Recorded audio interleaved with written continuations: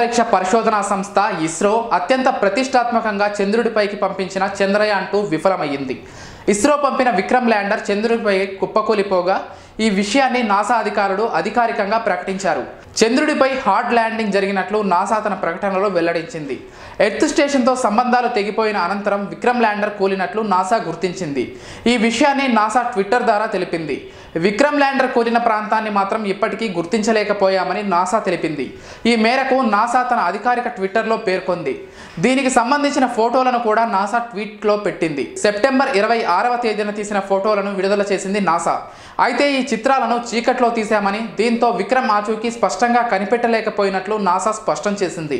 అక్టోబర్లో ఆ ప్రాంతంలో వెలుగు వస్తుందని, అప్పుడు ఖచ్చితంగా ల్యాండర్ విక్రమ్ ఆచూకీ కనిపెట్టే అవకాశం ఉందని నాసా ప్రకటించింది.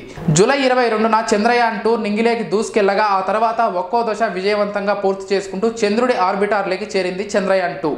అనంతరం ఆర్బిటార్ నుంచి విక్రమ్ ల్యాండర్ విడిపోగా విక్రమ్ చంద్రుడిపైకి దిగడానికి 2.1 కిలోమీటర్ల దూరంలో భూకేంద్రంతో చంద్రయాన్-2కి సంబంధాలు తెగిపోయాయి.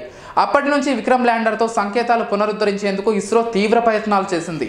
ఇందుకోసం నాసా సపోర్ట్ కూడా తీసుకుంది. ఈ క్రమంలో నాసా జరిపిన పరిశోధనలో విక్రమ్ ల్యాండర్ కూలిపోయినట్లు వెల్లడైంది.